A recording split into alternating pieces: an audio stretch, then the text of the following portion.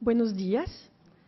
Muchísimas gracias por estar con nosotros en este momento tan especial. Y para el Instituto Francés y la Embajada de Francia es un verdadero placer de poder participar con la Asociación Andaluza de Psicoterapia Psicoanalítica que nos han permitido de recibir a Marie-France Irigoyen. Yo no voy a presentarla porque yo creo que todos la conocen y van a aprovechar este momento para poder escucharla, por supuesto, y también compartir un momento con ella.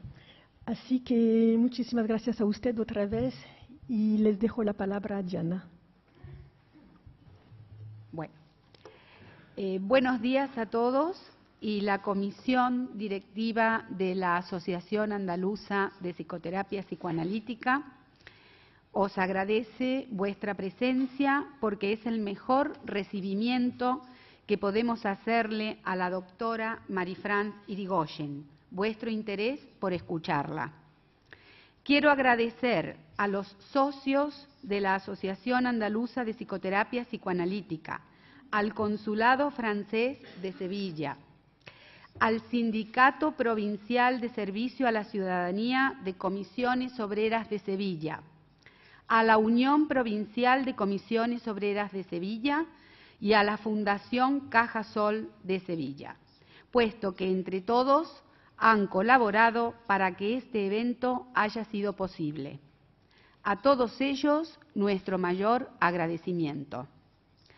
La doctora Irigoyen es psiquiatra, psicoanalista y psicoterapeuta familiar.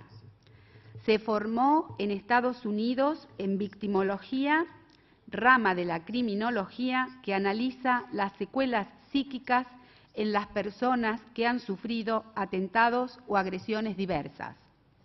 Es una de las grandes especialistas en desenmascarar las actitudes perversas que conducen a la violencia. Ha asesorado al gobierno francés en la legislación sobre esta materia, así como a los magistrados acerca de cómo detectar la manipulación perversa cuando desarrollan su trabajo. Autora, entre otros, de Acoso Moral, un libro de 1998, un libro sobre el maltrato que tuvo gran repercusión mundial. En su última obra, El abuso de debilidad, de 2012, define al mismo de la siguiente manera: es, desde el punto de vista jurídico, el uso excesivo de un derecho que va en contra del derecho de otra persona.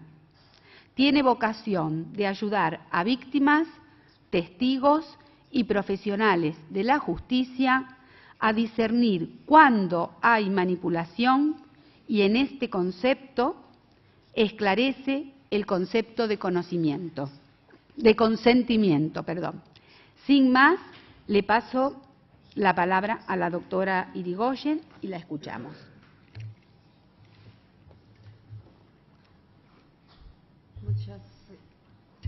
Muchas gracias a todos y a todas por ser aquí. Alors maintenant, je vais parler français. Désolée, mon espagnol n'est pas assez certain.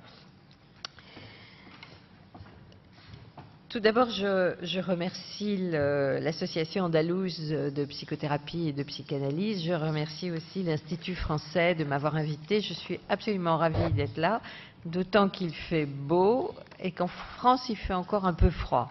Donc, c'est tout à fait parfait pour moi. Alors, de quoi je vais vous parler?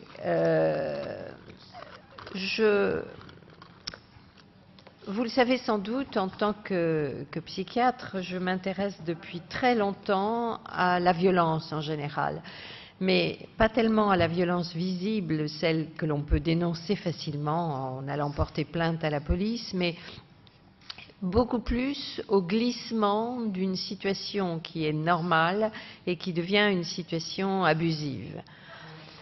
Au fond, depuis que je travaille dans tous mes livres, c'est un peu ça que j'ai essayé de décrire. Dans le premier livre,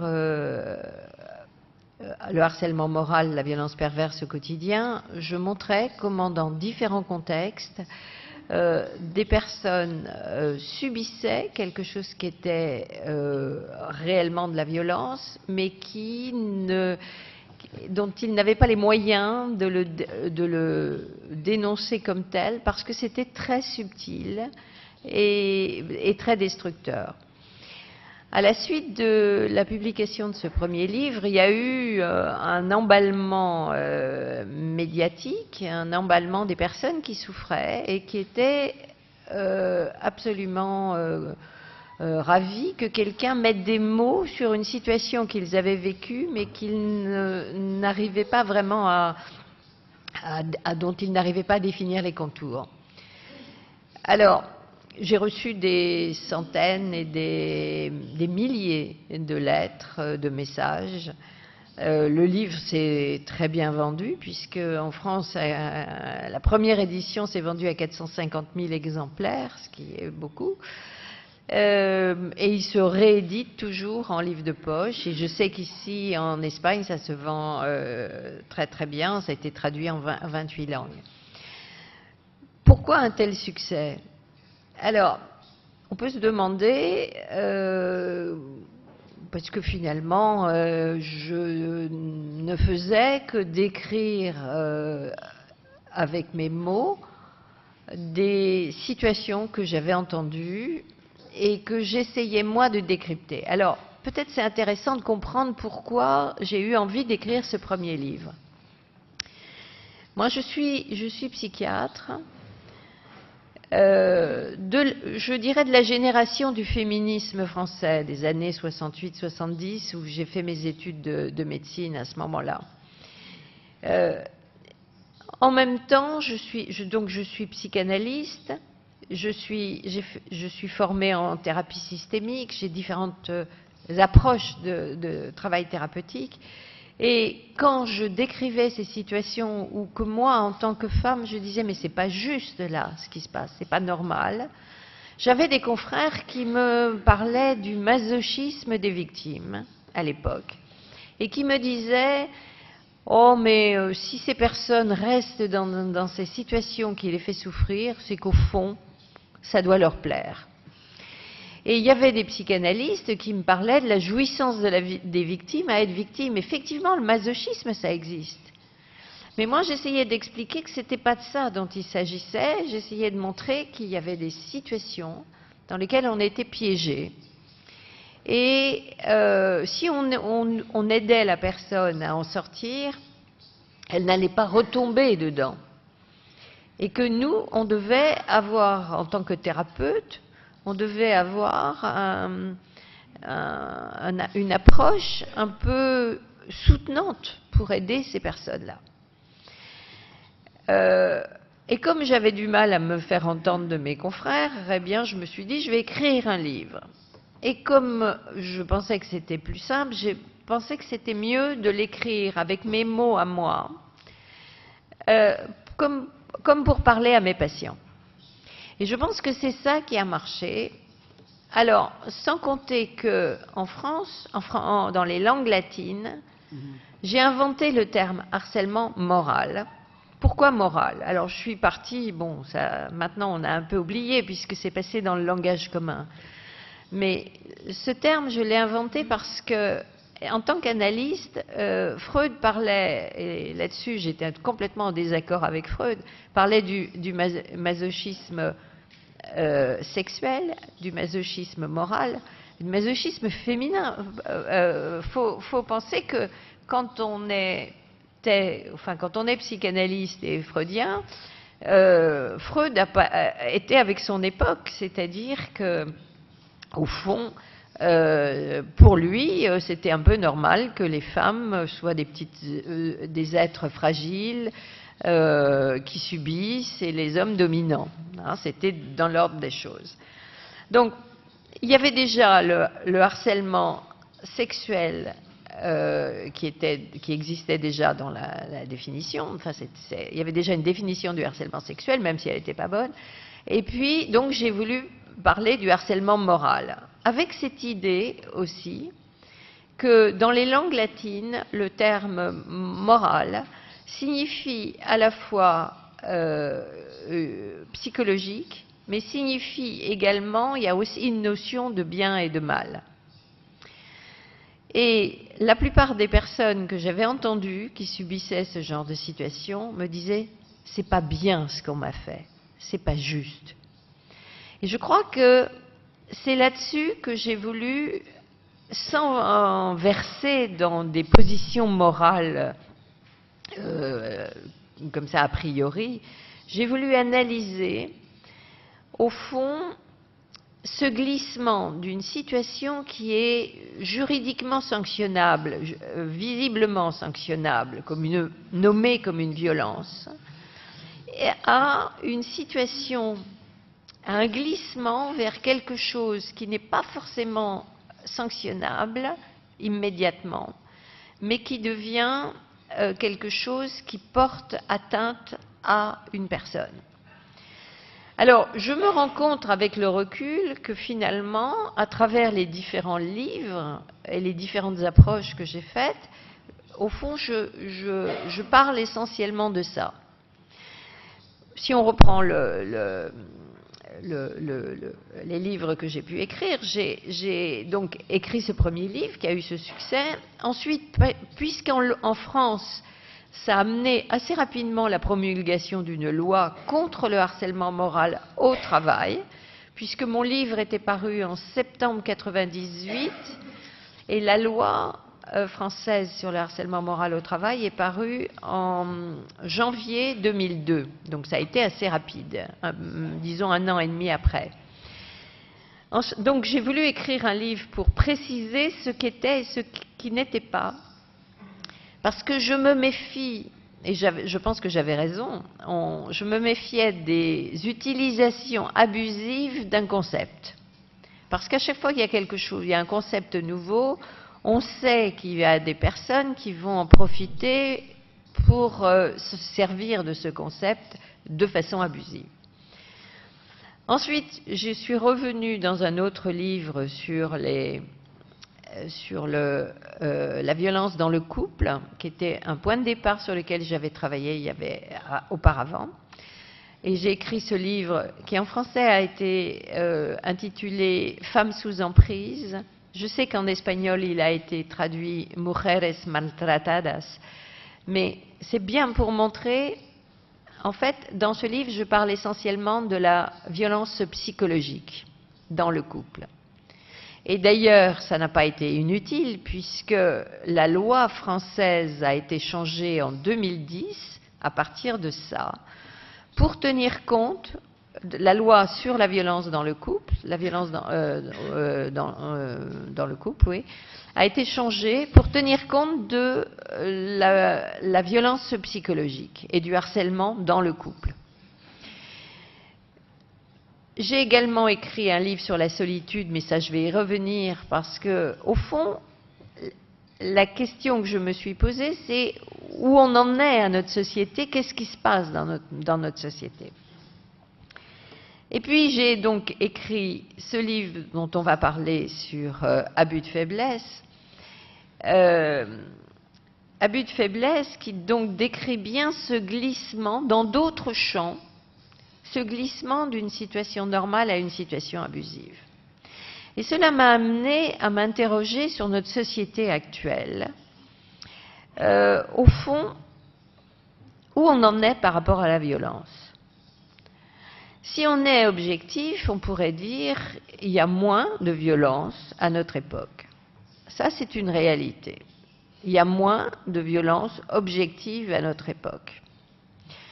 Sauf qu'on est à une époque où les limites entre ce qui est normal et ce qui n'est pas normal ont complètement fondu.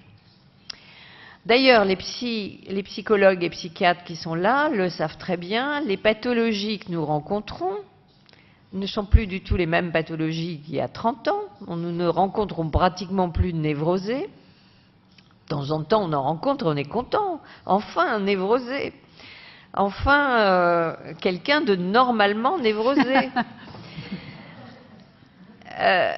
Nous rencontrons actuellement des gens qui sont dans ce que nous appelons des pathologies narcissiques. Et parmi ces pathologies narcissiques, il y a ce qui s'appelle les états limites. Et si nous lisons les journaux, si nous sommes connectés sur nos tablettes et nous regardons ce qui se passe un petit peu dans le monde, on constate qu'il y a plein d'abus, tous les jours des abus scandaleux qu'on n'arrive pas vraiment à dénoncer, où on sent que quand même il y a quelque chose qui n'est pas juste, et pourtant, eh bien, est-ce que c'est normal, est-ce que c'est pas normal? Il suffit d'avoir des bons avocats, des bons arguments, et on arrive à passer de l'autre côté de la frontière. Au fond, on est à une époque où les plus malins, ceux qui s'en sortent, ceux qui sont brillants et qui réussissent, savent passer d'un côté et de l'autre de cette frontière qui n'est pas si précise, parce que où est la limite de ce qui est normal, pas normal? Alors, là, au fond, à un moment, je me suis interrogée sur qu'est-ce que la violence et à quel moment on est dans la violence. Au fond, moi, j'aurais tendance à répondre à ça qu'on est dans la violence. La violence n'existe qu'à partir du moment où elle est nommée comme telle. Je vous prends un exemple. Je reçois parfois des femmes qui me disent j'ai vécu une situation comme ci, comme ça, et puis j'ai lu votre livre, et là j'ai reconnu ma situation, et effectivement, je comprends mieux pourquoi j'étais pas bien dans cette situation. Et maintenant, je peux dire que c'est de la violence. Sauf que ces femmes-là ne le nommaient pas comme violent. Elles pensaient que c'était une fatalité quand on était femme. Il y a plein de situations comme ça. Et alors depuis j'ai été nommée expert auprès de la Cour d'appel de Paris, et je suis quelquefois amenée à donner un avis dans des situations où on se rend compte que des personnes ont été entraînées dans des abus graves, que vu de l'extérieur on dit mais comment ils ont pu accepter des choses pareilles.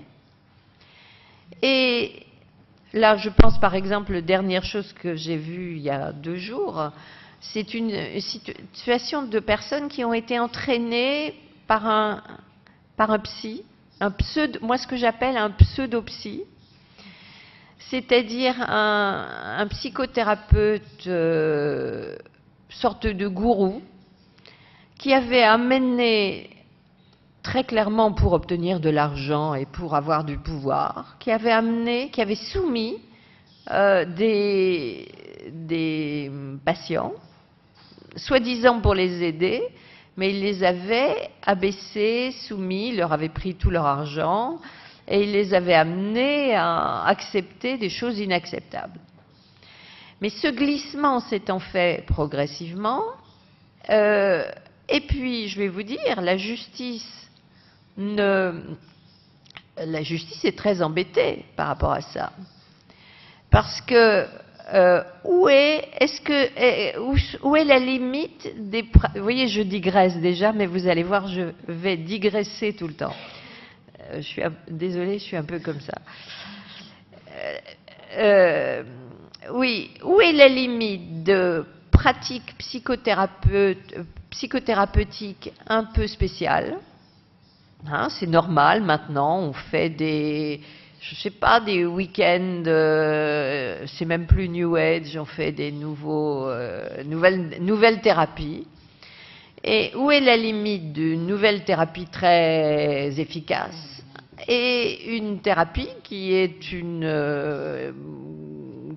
ne sais pas comment on pourrait dire, un abus de faiblesse. Où est la limite? C'est pas évident. Et donc, je précise que dans ce cas dont je parle, en fait, la justice comme angle d'approche même s'il y avait au passage abus sexuels quand même, mais après tout, elle était consentante, et je vais revenir sur le consentement.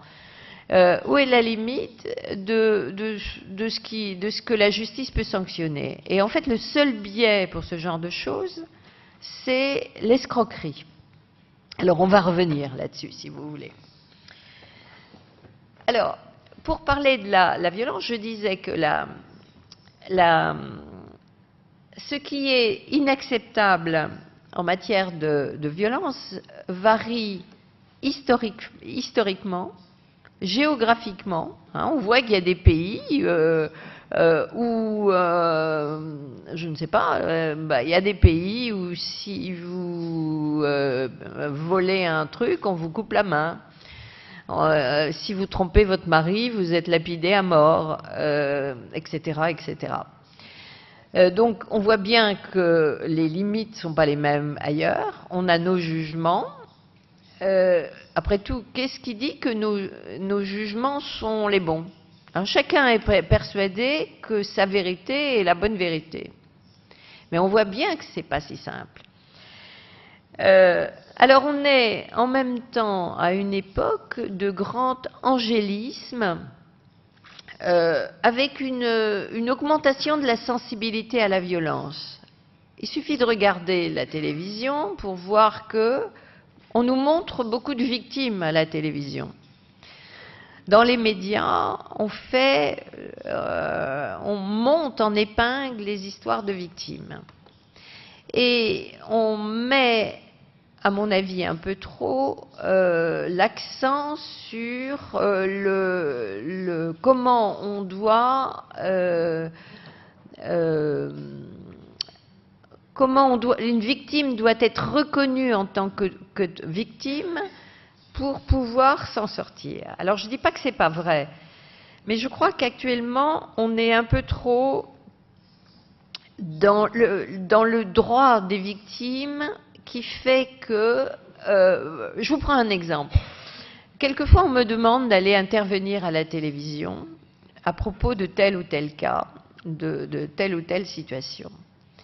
Et en général, les journalistes me disent « Vous n'auriez pas une victime, venez avec une victime. » Et alors je dis « Mais je n'ai pas mon sac de victimes avec moi. » Et je leur explique que les personnes qui souffrent le plus ne sont pas celles qui le montrent le plus. Et en fait, la télévision vous montre quoi? La télévision vous montre les victimes qui pleurent, qui sont dans le chose dramatique, et ça explique la situation. Et il faut faire attention parce que l'expérience montre que les personnes qui pleurent le plus ne sont pas les personnes qui souffrent le plus. Et qu'on peut tout à fait renverser une situation et se poser en victime pour pouvoir manipuler quelqu'un. Alors, il faut donc être un peu subtil.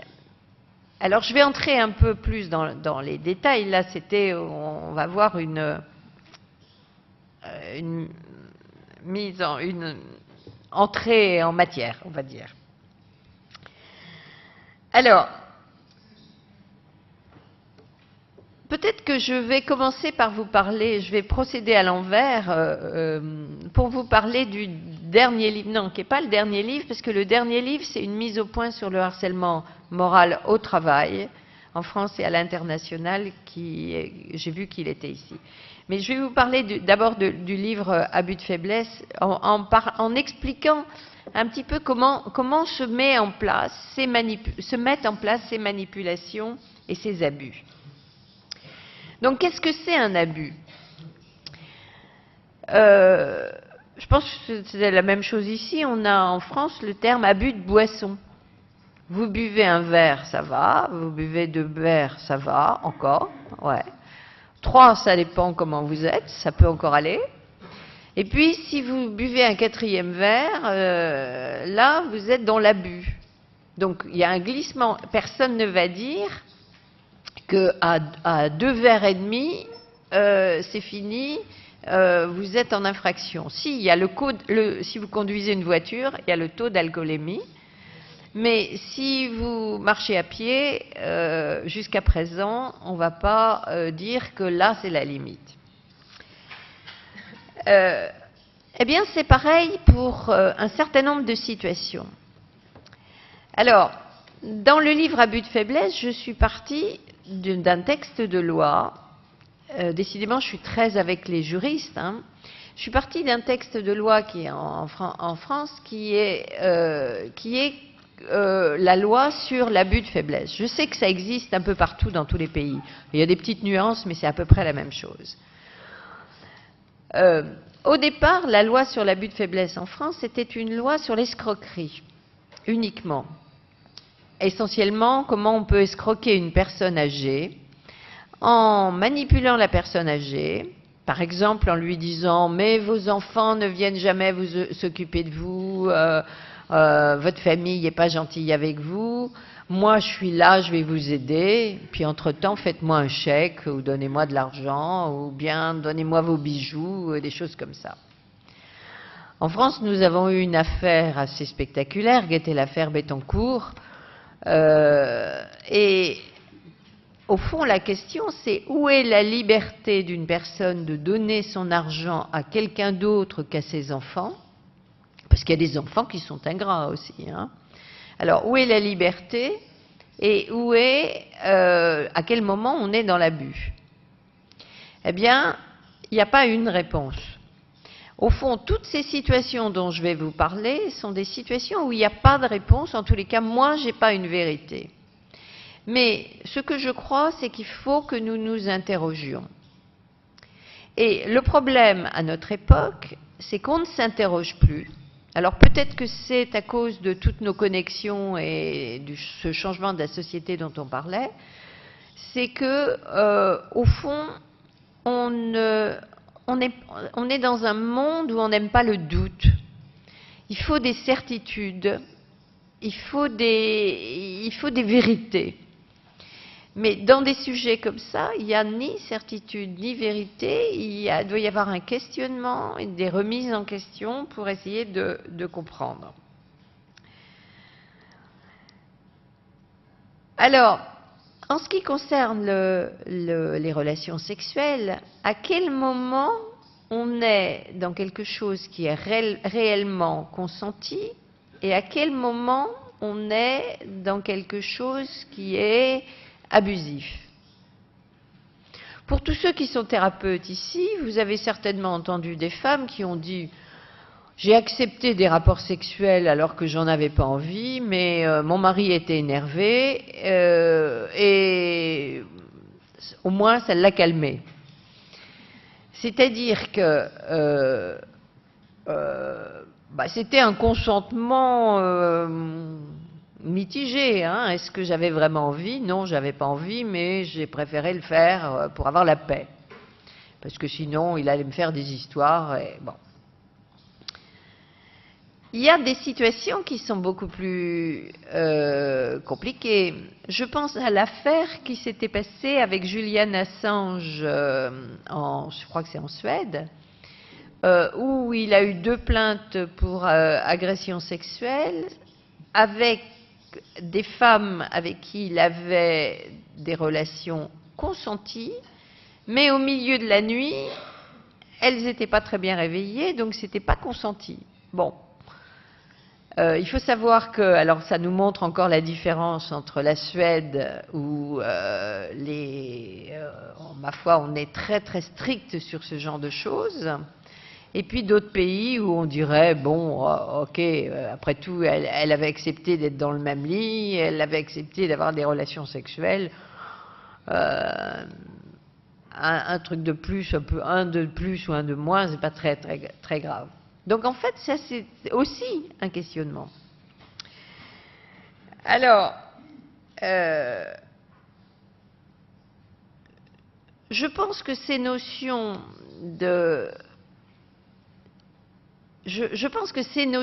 au niveau de la sexualité sont des notions qui ont beaucoup évolué, en particulier nous en France, à la suite de la loi sur le harcèlement moral en 2002. On avait changé la loi sur le harcèlement sexuel Et puis, il y a eu des protestations parce que cette loi le texte n'était pas suffisamment défini. Et donc, il y a eu récemment un changement de la loi sur le harcèlement sexuel. Au fond, là, je dirais, il faut qu'il y ait du débat là-dessus pour essayer de comprendre à quel moment ça se passe. Je pense à un livre d'Elisabeth Badinter, qui est un peu connue partout pour ses positions féministes, et qui avait dit, mais enfin, quand votre supérieur hiérarchique vous harcèle sexuellement, vous n'avez qu'à lui donner une paire de claques, et puis c'est réglé. Et si vous n'êtes pas content de votre mari, eh ben, vous n'avez qu'à divorcer, et c'est très simple. Mais moi, je tente à penser qu'Elisabeth Badinter, qui est une dame qui a certaines positions et qui a surtout beaucoup d'argent et qui n'est pas tout à fait dans la réalité du terrain, je crois qu'elle ne s'est jamais trouvée dans la position où elle risquait de perdre son travail parce qu'elle aurait donné une paire de claques à son supérieur hiérarchique. Est-ce qu'on le fait? Je crois qu'on est piégé déjà. Si on est... Je vous prends un exemple d'une de mes patientes. Vous voyez, je continue à digresser. Ce n'était pas du tout dans l'ordre dans lequel je voulais parler, mais ça ne fait rien. Je vous prends l'exemple, j'ai une patiente qui a un travail important dans une très grande compagnie du secteur esthétique. Et elle est directrice financière dans cette compagnie. C'est un poste très important et elle a comme supérieur hiérarchique quelqu'un qui est à quelques années de la retraite et qui, en permanence, lui fait des déclarations d'amour, essaie de l'embrasser dans les coins, la prend dans ses bras, etc. Cette femme dit « je ne vais pas faire un scandale avec ça, parce que si je fais un scandale, il va avoir des ennuis, il va se faire virer. Moi, je ne sais pas ce qui va se passer. » Donc, elle passe son temps à esquiver. Le problème qui s'est passé, c'est que une de ses subordonnées, une de ses collaboratrices, qui a bien vu, parce que tout le monde a vu qu'il la poursuit un peu partout, une de ses collaboratrices a commencé à lui faire à elle du harcèlement moral, parce qu'elle ne la supportait pas, parce qu'elle était jalouse, ce qu'on peut comprendre. Et donc on se retrouve avec une équipe où il y a des histoires entre les personnes, avec du harcèlement moral incontestable, et un harcèlement sexuel qui n'est pas nommé, qui officiellement n'existe pas. Et cette patiente qui vient me voir et qui me dit « moi je ne veux rien dire.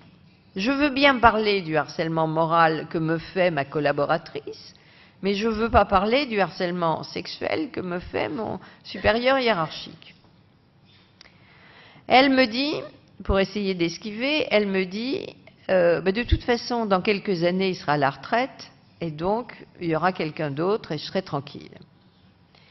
Je ne sais pas ce que vous en pensez de cette situation. Comment vous régleriez ça?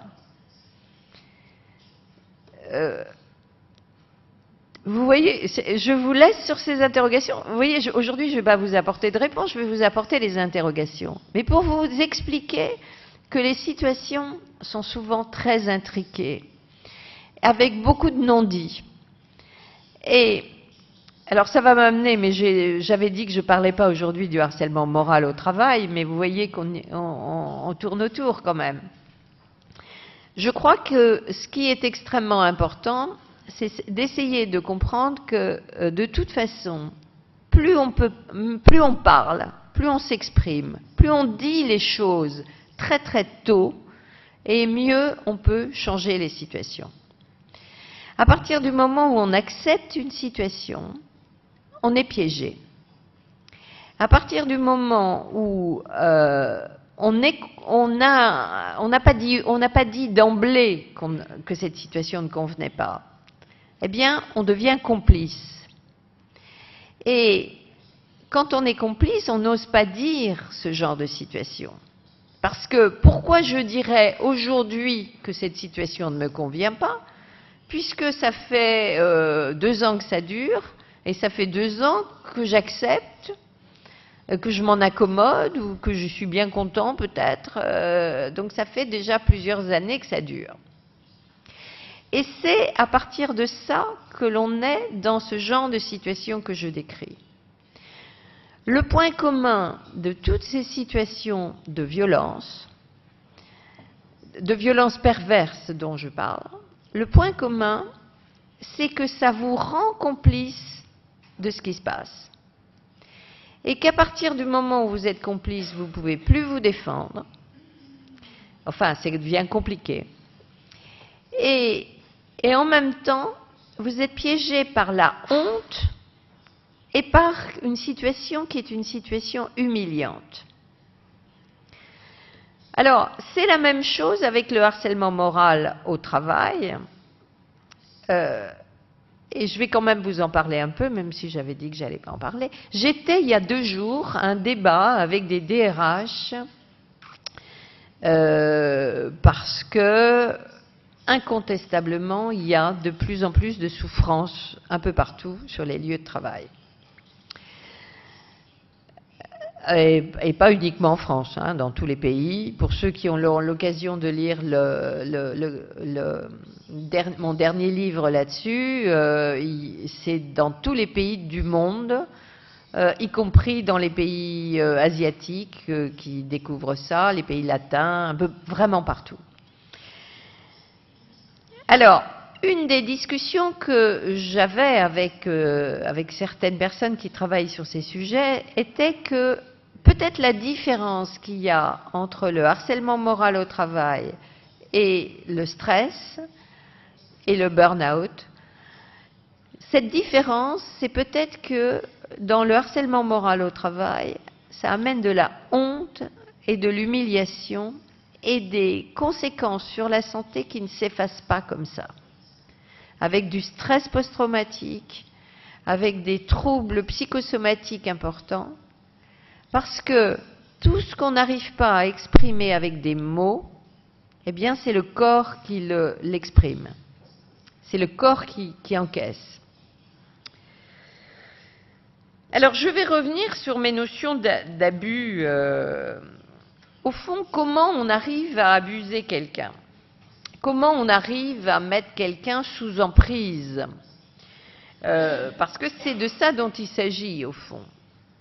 Que ce soit dans une histoire de famille, entre parents et enfants, entre conjoints, pour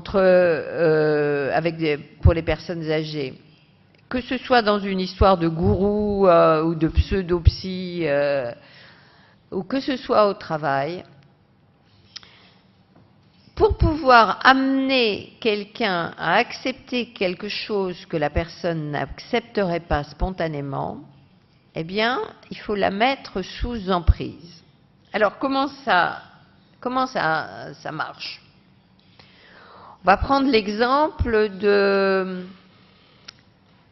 Allez, on va prendre l'exemple que j'ai pris tout à l'heure, puisque c'est un dernier cas que j'avais, de ces personnes qui sont allées voir un psy. Hein, et il s'est avéré que le psy en question était quand même un gourou, on va dire. La première chose pour mettre quelqu'un sous emprise, c'est de repérer une vulnérabilité. Au fond, toutes ces personnes-là arrivent à sentir la faille de la personne qui est en face d'eux. Or, nous sommes des humains, nous avons tous des failles. Il ne faut pas me dire, en général, quand on voit ça, des histoires comme ça de l'extérieur, on dit, mais enfin moi, ça ne m'arriverait pas, enfin je suis quelqu'un de bon sens, je suis intelligent, j'ai du bon sens, etc. Je suis libre. Eh bien, il faut savoir que plus on est libre, plus on se croit libre, et plus on est vulnérable à la manipulation. En fait, il ne faut pas rêver, nous sommes tous manipulés dans notre société. On est formaté par les médias qui vous disent ce qu'il faut penser. Les journaux vous disent il faut s'habiller comme ci, comme ça, il faut être comme ci, ou il faut penser comme ça. Hein, on vous dit un peu comment il faut être. Et si vous voulez être à peu près intégré dans la société, ben vous vous y conformez. Et ne rêvons pas, nos enfants, c'est encore plus pire que nous. Les plus jeunes sont encore plus vulnérables. Ils sont connectés en permanence, ils dépendent du regard des autres, et donc ils sont vulnérables à la manipulation. Alors donc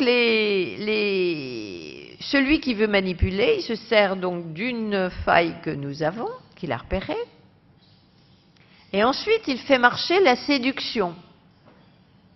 On séduit. Alors, en fonction de la personne qu'on a en face de soi, on va jouer sur le registre qui convient. On va s'adapter.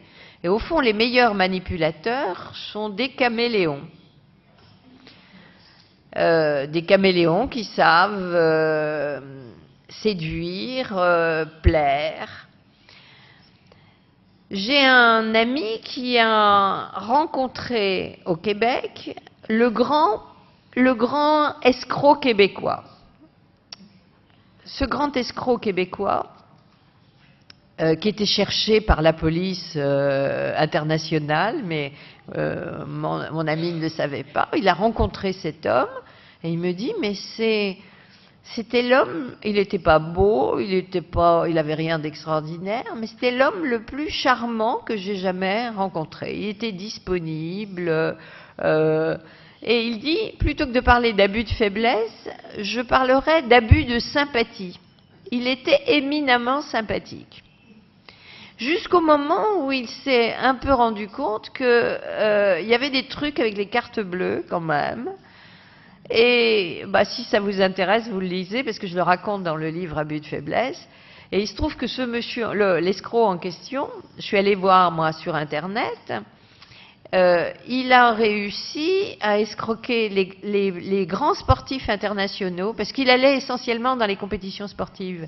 Donc il a escroqué un certain nombre de grandes tennisman ou tenniswoman, il a escroqué beaucoup.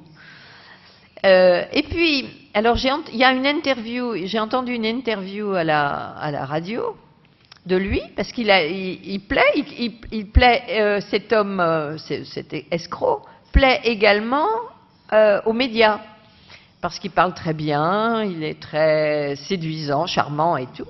Et il expliquait qu'il avait changé de tactique, qu'il préférait maintenant escroquer les petites gens que les gens très fortunés, que ça demandait plus de travail parce qu'il fallait plus de petites escroqueries, mais que les petites gens prenaient pas des grands avocats pour les défendre et que donc il se retrouvait donc, parce qu'il a fait de la prison quand même, il se retrouvait donc avec moins d'ennuis en escroquant des petites gens. Et au bout du compte, c'est le même résultat, hein, puisqu'au bout du compte, ce qui importait, c'était de gagner de l'argent. Mais je vous ramène un peu à notre société. Si on reprend, là aussi je vous suggère de lire les journaux, si on reprend l'affaire Madoff, au fond il a escroqué combien de personnes? Et ça marchait. Finalement il n'a pas eu tellement d'ennuis. Si, il a eu des ennuis à la fin, mais les banquiers qui étaient derrière, combien de banquiers ont fait des choses, là je vais peut-être dire des choses pas politiquement correct, mais je me lâche. Combien de banquiers ont escroqué des gens et se retrouvent avec pas tant d'ennuis? En France, nous avons un banquier, que je ne nommerai pas, mais enfin on peut le reconnaître, qui a quand même coulé une banque française, une banque belge, et qui est parti avec un parachute doré, très doré. Et il a été auditionné à l'Assemblée nationale pour lui demander des comptes quand même.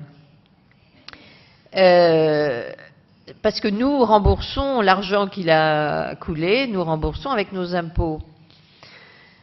Eh bien, il a pris un air navré, désolé, etc. Et qu'est-ce que vous croyez qu'il a fait pour être sûr qu'on lui pique pas son fric qu'il a reçu? Je précise, le monsieur en question, le banquier en question dont je parle, c'était dans tous les journaux, alors qu'il a été reconnu qu'il avait fait des fautes professionnelles, qu'il avait donc coulé 2 banques, ou plusieurs banques, fait des mauvais investissements, c'est de l'escroquerie quand même.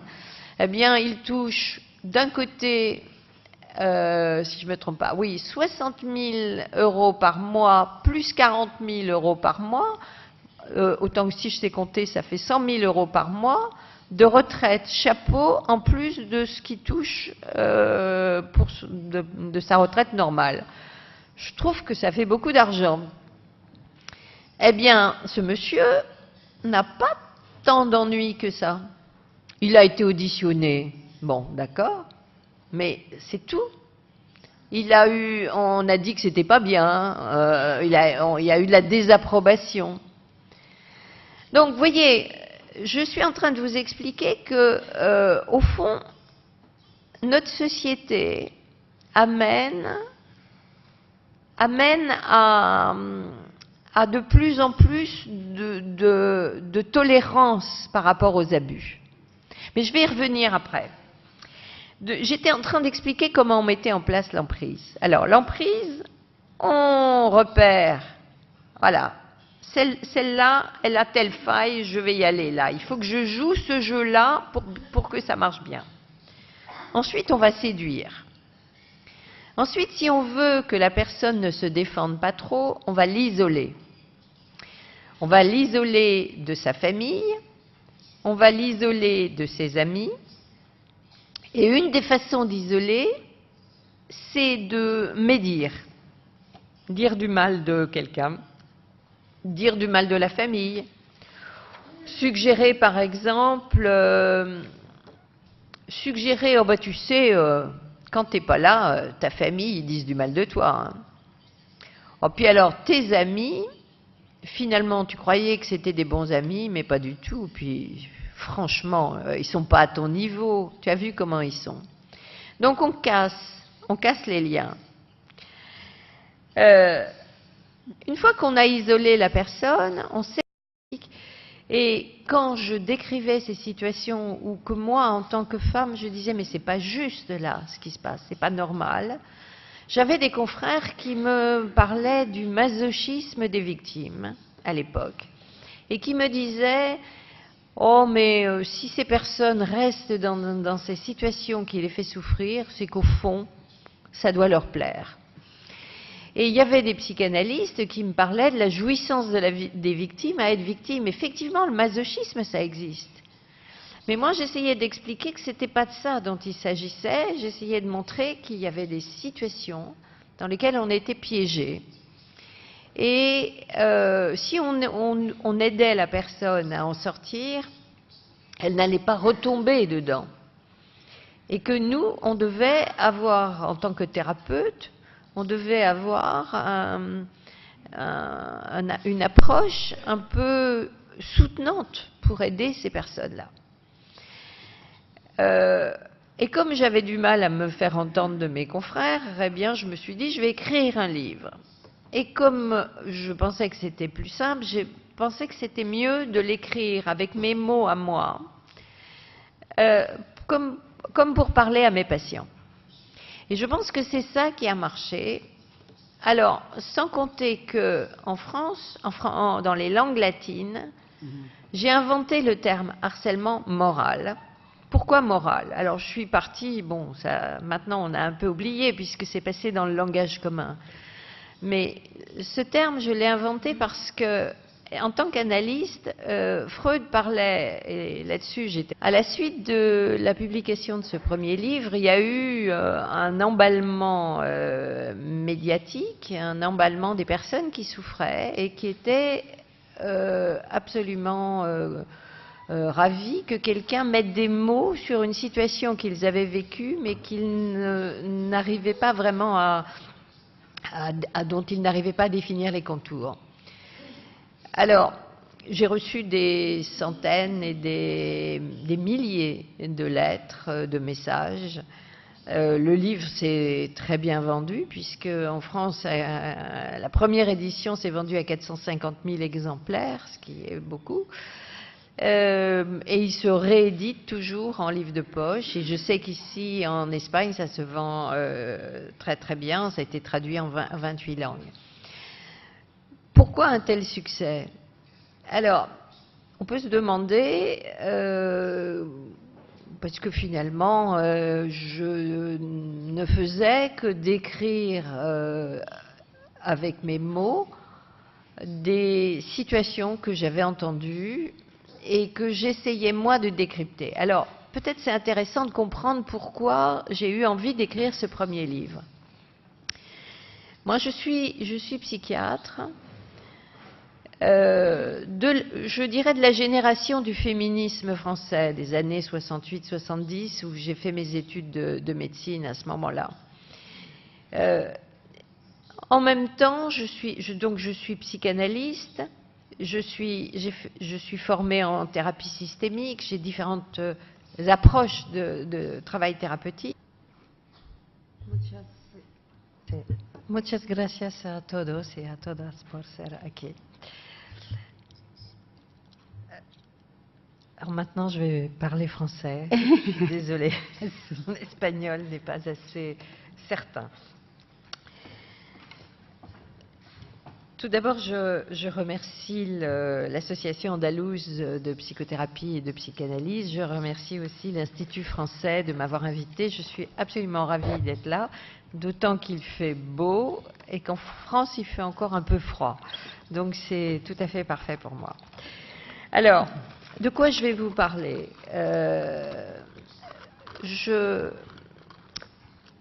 Vous le savez sans doute, en tant que psychiatre, je m'intéresse depuis très longtemps à la violence en général, mais pas tellement à la violence visible, celle que l'on peut dénoncer facilement en allant porter plainte à la police, mais beaucoup plus au glissement d'une situation qui est normale et qui devient une situation abusive. Au fond, depuis que je travaille dans tous mes livres, c'est un peu ça que j'ai essayé de décrire. Dans le premier livre, le harcèlement moral, la violence perverse au quotidien, je montrais comment dans différents contextes, des personnes subissaient quelque chose qui était réellement de la violence, mais dont ils n'avaient pas les moyens de le dénoncer comme tel, parce que c'était très subtil et très destructeur. Buenos días. Muchísimas gracias por estar con nosotros en este momento tan especial. Y para el Instituto Francés y la Embajada de Francia es un verdadero placer de poder participar con la Asociación Andaluza de Psicoterapia Psicoanalítica que nos han permitido de recibir a Marie-France Irigoyen. Yo no voy a presentarla porque yo creo que todos la conocen y van a aprovechar este momento para poder escucharla, por supuesto, y también compartir un momento con ella. Así que muchísimas gracias a usted otra vez y les dejo la palabra a Diana. Bueno, buenos días a todos y la Comisión Directiva de la Asociación Andaluza de Psicoterapia Psicoanalítica os agradece vuestra presencia porque es el mejor recibimiento que podemos hacerle a la doctora Marie-France Irigoyen, vuestro interés por escucharla. Quiero agradecer a los socios de la Asociación Andaluza de Psicoterapia Psicoanalítica, al Consulado Francés de Sevilla, al Sindicato Provincial de Servicio a la Ciudadanía de Comisiones Obreras de Sevilla, a la Unión Provincial de Comisiones Obreras de Sevilla y a la Fundación Caja Sol de Sevilla, puesto que entre todos han colaborado para que este evento haya sido posible. A todos ellos, nuestro mayor agradecimiento. La doctora Irigoyen es psiquiatra, psicoanalista y psicoterapeuta familiar. Se formó en Estados Unidos en victimología, rama de la criminología que analiza las secuelas psíquicas en las personas que han sufrido atentados o agresiones diversas. Es una de las grandes especialistas en desenmascarar las actitudes perversas que conducen a la violencia. Ha asesorado al gobierno francés en la legislación sobre esta materia, así como a los magistrados acerca de cómo detectar la manipulación perversa cuando desarrollan su trabajo. Autora, entre otros, de Acoso Moral, un libro de 1998, un libro sobre el maltrato que tuvo gran repercusión mundial. En su última obra, El abuso de debilidad, de 2012, define al mismo de la siguiente manera: es, desde el punto de vista jurídico, el uso excesivo de un derecho que va en contra del derecho de otra persona.